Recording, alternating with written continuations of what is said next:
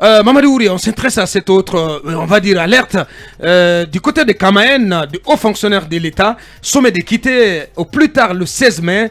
On apprend que l'ancien Premier ministre Ahmed Tidiane Souaré serait concerné, et Sima, l'ancien président de la Cour suprême également, et tant d'autres. Absolument, mais permettez-moi un bout de temps de dire que, évidemment, le réseau des journalistes guinéens pour la protection sociale se penche également sur cette question de fameux détournement à la Caisse nationale de prévoyance sociale. Parce que là aussi, on parle du social.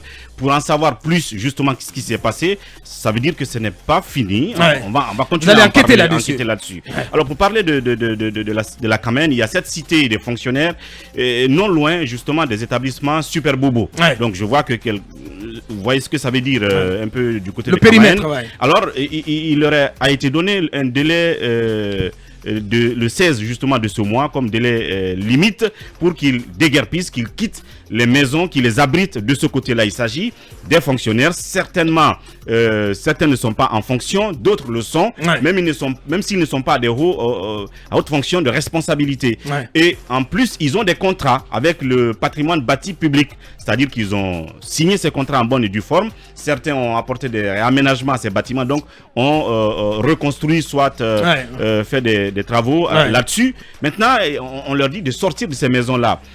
Pour quelle fin? Donc on leur a donné également à ils aussi 2 semaines. En tout cas, jusqu'au 16 de ce mois, étant donné que nous sommes le 6 aujourd'hui. Ouais. Donc, ce n'est pas pour casser les maisons, selon ce qu'on nous dit.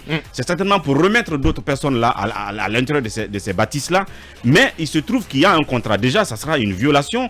Bon, de mon point de vue, c'est dans tous les cas de ces contrats-là. Il en est de même de tous les autres cas, de ceux qui étaient à la cité douane, à la cité, aux résidences 2000, etc., etc.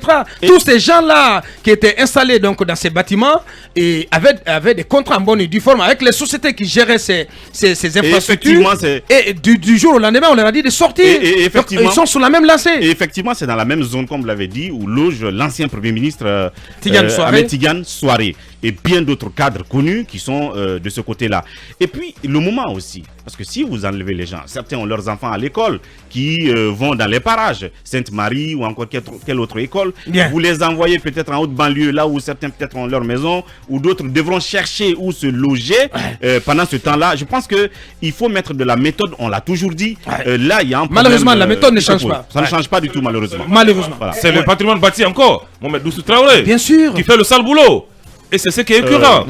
Malheureusement. Mais puisqu'on est pris par le temps, on restera là-dessus, on va revenir là-dessus.